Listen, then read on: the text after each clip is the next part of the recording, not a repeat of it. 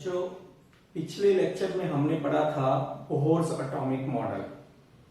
Bohr's atomic model के कुछ main points हमने पढ़े थे, लेकिन बोहर मॉडल की भी अपने कुछ लिमिटेशंस हैं। उन लिमिटेशंस की वजह से बोहर मॉडल को कुछ समय के बाद डिस्कार्ड कर दिया गया। तो पहले ये देखते हैं कि उस बोहर मॉडल की लिमिटेशंस क्या है। जो फर्स्ट लिमिटेशन है बोहर मॉडल की, that is inability to explain the line spectra of multi electron atom. Bohr ने हाइड्रोजन या हाइड्रोजन लाइक पार्टिकल के स्पेक्ट्रा को तो एक्सप्लेन कर दिया कि उसकी लाइंस किस कारण से होती है, क्यों इतनी लाइन शो करता है, बट ऐसे पार्टिकल जिनमें एक से ज्यादा इलेक्ट्रॉन होते हैं उनके स्पेक्ट्रा को ये एक्सप्लेन नहीं कर पाया। सेकेंड लिमिटेशन थी इसकी inability to explain the splitting of lines in magnetic and electric field. जब कोई भी ऐसा सोर्स प्रोड्यूसिंग लाइन स्पेक्ट्रा को जब हम मैग्नेटिक फील्ड या इलेक्ट्रिक फील्ड में रखते हैं तो हर एक line further splitted into a number of lines. हर एक लाइंस नंबर ऑफ लाइंस में स्प्लिट अप हो जाती है। मैग्नेटिक फील्ड में यदि उसको रखा जाता है, मैग्नेटिक फील्ड में रखा जाता है, तो इस इफेक्ट को मैग्नेटिक फील्ड में रखने पर जब लाइन की स्प्लिटिंग होती है तो उसको हम जीमन इफेक्ट बोलते हैं। और इलेक्ट्रिक फील्ड में रखने पर, सोर्स को इलेक्ट्रिक फील्ड में रखने पर जो स्पेक्ट्रल लाइन की स्प्लिटिंग होती है, that is called as a Stark effect. ये स्प्लिटिंग किस कारण से होती है, बोहर मॉडल इसको एक्सप्लेन नहीं कर पाया। थर्ड पॉइंट था inability to explain the 3D model of atom. Bohr के अकॉर्डिंगली जो इलेक्ट्रॉन है वो न्यूक्लियस के चारों ओर एक पर्टिकुलर ऑर्बिट में घूमता है, यानी एक प्लेन में घूमता है। तो ये जो बोहर का मॉडल था ये तो 2 डायमेंशनल रहा, लेकिन बाद में बोहर ने ही कहा कि जो एटम है एक्चुअली वो तो 3 डायमेंशनल है, लेकिन अपने पॉइंट्स के बेस पे, अपने पोस्टुलेट के बेस पे वो ये एक्सप्लेन नहीं कर पाया कि जो मॉडल होता है एटम का वो 3 डायमेंशनल क्यों है। जो फोर्थ पॉइंट है, that is inability to explain the de Broglie concept of dual nature of matter and Heisenberg uncertainty principle. ये जो 2 कंसेप्ट थे, बहुत इंपॉर्टेंट कंसेप्ट, जिन कंसेप्ट को बोहर का मॉडल एक्सप्लेन नहीं कर पाया। साथ ही साथ कुछ और पॉइंट्स है, जैसे shapes of the molecule. Shapes of the molecules को भी, क्योंकि जो बॉन्ड होता है एटम्स के बीच में वो डायरेक्शनल होता है, इसलिए जो मॉलिक्यूल होगा उसकी भी शेप फिक्स होती है, एक फिक्स शेप होती है। तो वो मॉलिक्यूल्स की, यानी डिफरेंट मॉलिक्यूल्स की शेप्स भी डिफरेंट क्यों होती है, फिक्स क्यों होती है, तो इसकी एक्सप्लेनेशन भी ये जो बोहर मॉडल था ये नहीं कर पाया। सो ये थे कुछ इसकी लिमिटेशंस। अब इन लिमिटेशंस को कवर अप करने के लिए एक नया मॉडल एग्जिस्टेंस में आता है, that was called as a quantum mechanical model.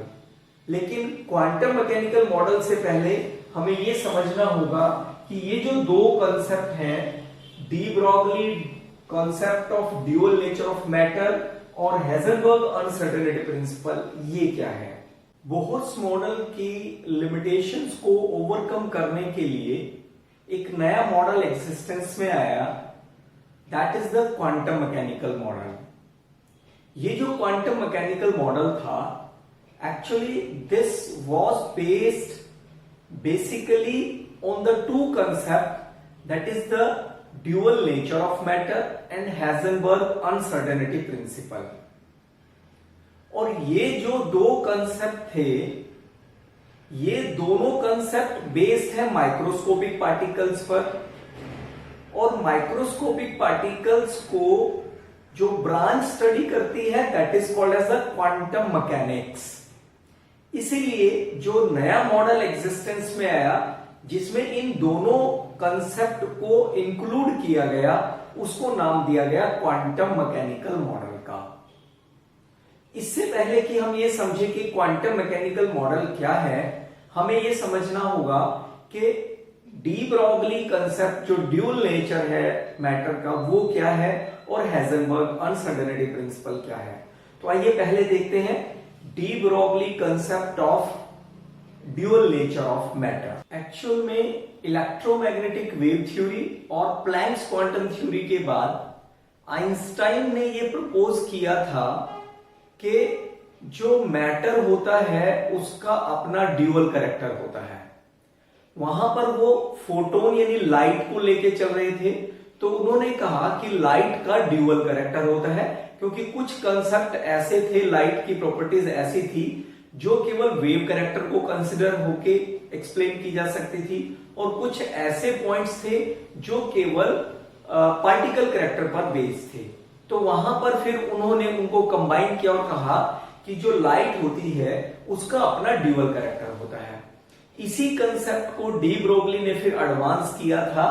उन्होंने कहा कि जो मटेरियल पार्टिकल होता है, कोई भी मटेरियल पार्टिकल, उसका अपना ड्यूअल कैरेक्टर होता है, यानी उसका wave character as well as particle character होता है।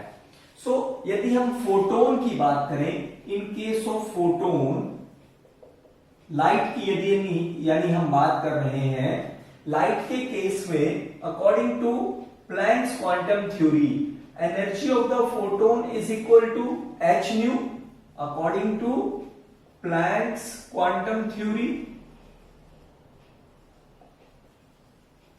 and according to Einstein energy is equal to mc square.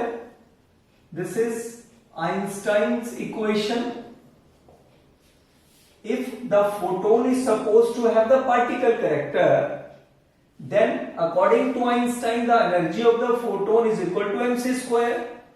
अब इन दोनों को इक्वेट कर लीजिए, यानी h nu is equal to mc square। Nu हमें पता है, nu is equal to C upon lambda होता है। So lambda equal to H C upon M C square हो गया, ये कैंसल आउट हो गया, यानी एच अपॉन एम सी, यानी फोटोन के केस में, लाइट के केस में जो वेवलेंथ होगी वो एच अपॉन एम सी होगी। बट जो ये कंसेप्ट था आइंस्टाइन का, इसको एडवांस किया डी ब्रॉगली ने उनके अकॉर्डिंगली कि कोई भी जो मटेरियल पार्टिकल होता है, यानी जिसका अपना मास होता है, उसका ड्यूअल कैरेक्टर होता है, यानी वो particle as well as wave nature के होते हैं। यदि हम उस पार्टिकल को, उसका मास हम m मान लें और उसकी वेलोसिटी को हम v से रिप्लेस कर दें, तो फिर ये रिलेशन हो जाता है h upon mv। Now this relation is applicable to all the materialistic particle, यानी जिनका अपना मास होता है। यहां से हम एक चीज देखें कि लैम्डा जो होता है that is inversely proportional to the momentum, because mv is the momentum. तो जो वेवलेंथ होती है वो मोमेंटम के इनवर्सली प्रोपोर्शनल होती है।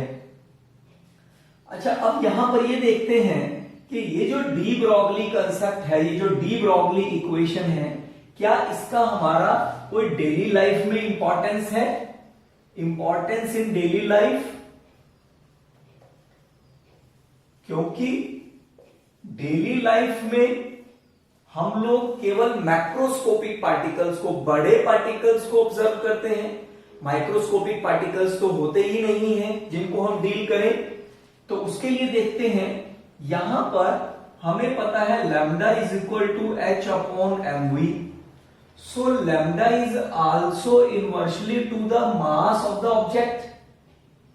कोई भी जो पार्टिकल है, ऑब्जेक्ट है, उसके मास के इनवर्सली है। इसका मतलब क्या हुआ कि मैक्रोस्कोपिक पार्टिकल्स, मैक्रोस्कोपिक के केस में m क्या होता है? m की वैल्यू लार्ज होती है, यदि m की वैल्यू लार्ज है तो लैम्डा की वैल्यू वेरी स्मॉल आएगी, यानी वेव लेंथ बहुत कम होगी।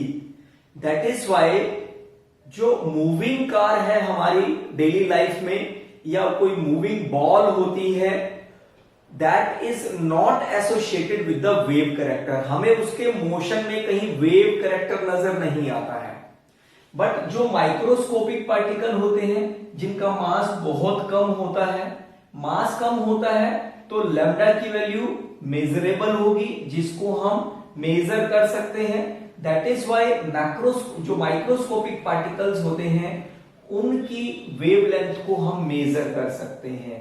लेकिन क्योंकि डेली लाइफ में हम सिर्फ मैक्रोस्कोपिक पार्टिकल्स को डील करते हैं, दैट इज वाई जो ये डी ब्रोगली इक्वेशन है इसका हमारे डेली लाइफ में कोई इंपॉर्टेंस नहीं है।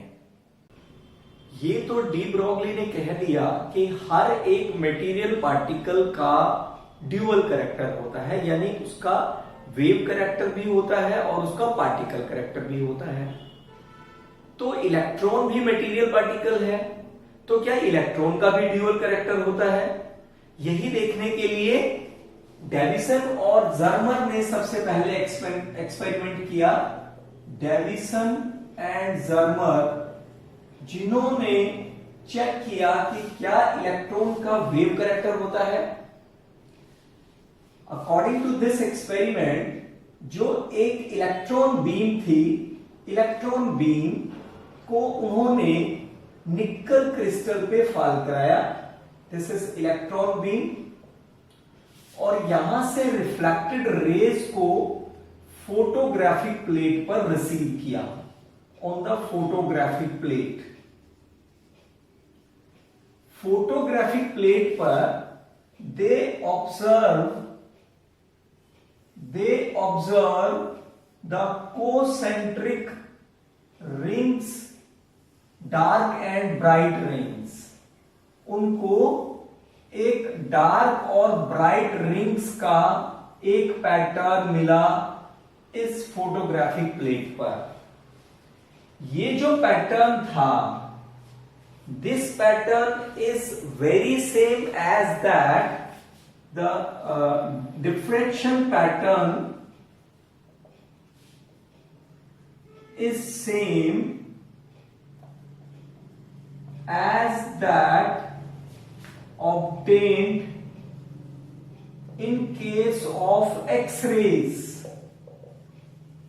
ये वही पैटर्न था जो एक्स-रेज के केस में मिलता है, लेकिन ये एक्सपेरिमेंटली प्रूव्ड हो चुका था कि जो एक्स-रेज होती हैं उनका वेव कैरेक्टर होता है। इसलिए एक्स-रेज जैसे पैटर्न को प्रोड्यूस करने वाला कौन? इलेक्ट्रॉन बीम, उसका भी क्या होगा? वेव कैरेक्टर होगा। तो यहां से यह प्रूव किया गया कि इलेक्ट्रॉन का वेव कैरेक्टर होता है। अब हम बात करेंगे verification for particle character. Electron के पार्टिकल कैरेक्टर की भी वेरिफिकेशन की गई। इलेक्ट्रॉन बीम को जिंक सल्फाइड स्क्रीन पर जब फॉल कराया जाता है तो स्पॉट्स ऑफ लाइट प्रोड्यूस होती हैं।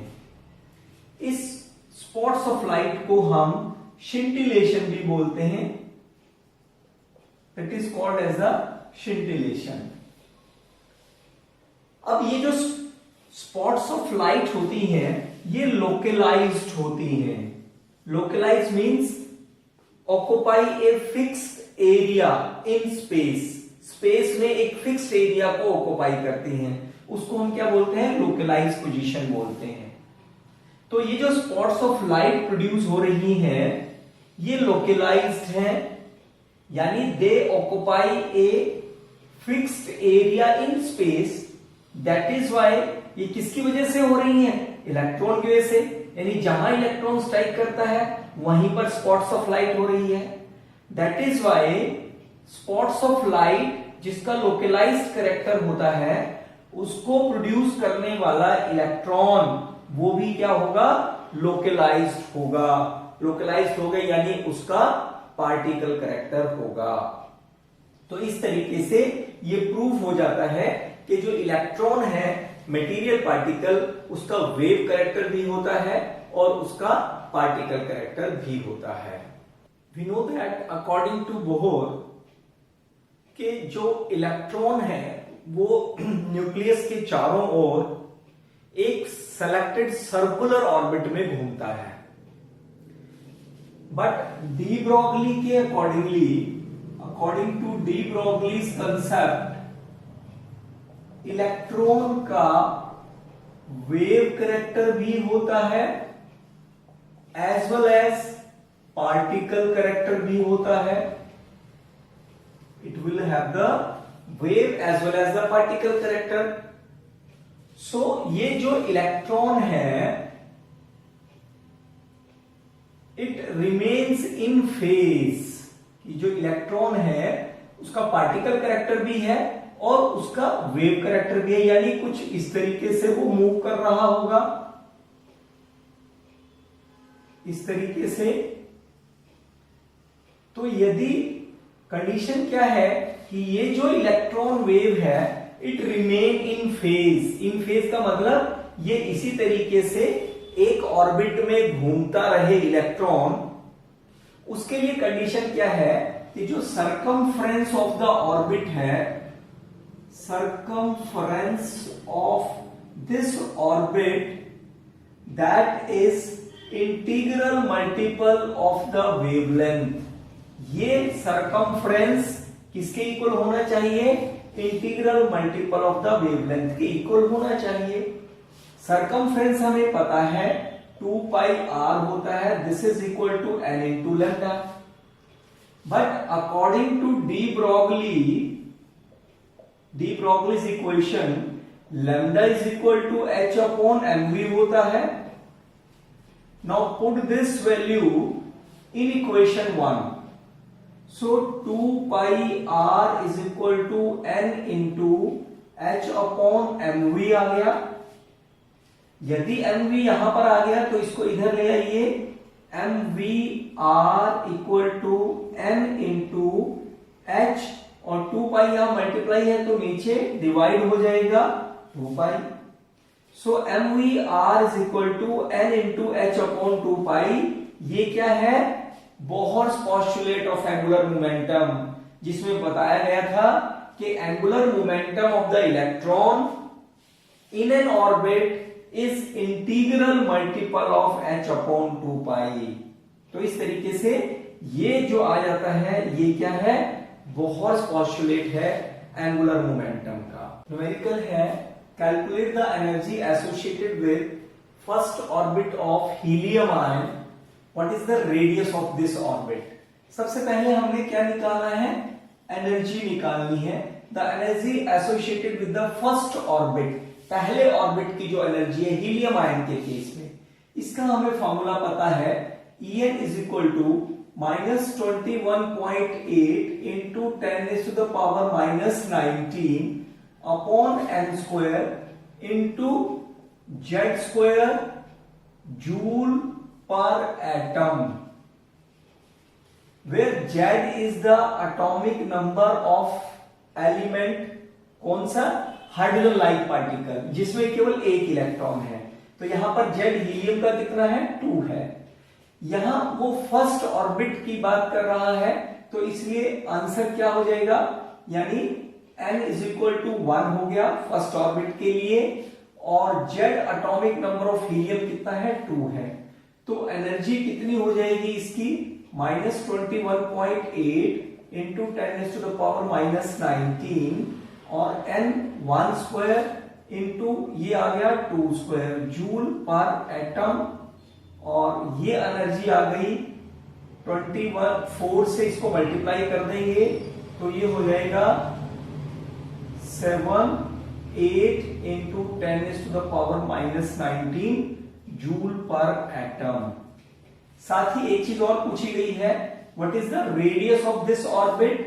रेडियस के लिए आपको याद होगा बोहर्स पोस्टुलेट में हमने फॉर्मूला लिखा था Rn is equal to a nought into n square, और हाइड्रोजन लाइक पार्टिकल के लिए divided by Z, where n is the number of orbit and z is the atomic number of hydrogen like particle. A naught is the constant जिसकी value होती है 52.9 picometre. यहां पर n क्या है, n is 1, so 1 square upon z is 2, तो answer कितना आ गया 26.45 पिकोमीटर। आप चाहें तो इस रेडियस को नैनोमीटर या मीटर में भी कन्वर्ट कर सकते हैं। Calculate the velocity of electron in the first orbit of hydrogen atom.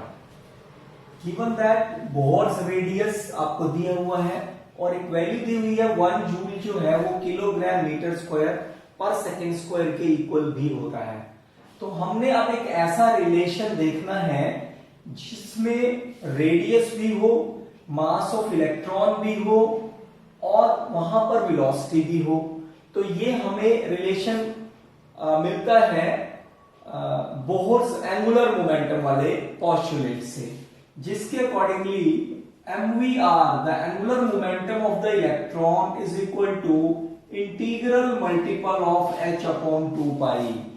यहां से हमें वेलोसिटी निकालनी है, सो वेलोसिटी क्या होगी, velocity is equal to n into H upon 2 pi divided by m into r। तो इसको सॉल्व करेंगे तो ये वैल्यू आ जाती है n into H upon 2 pi r, 2 pi into m into r।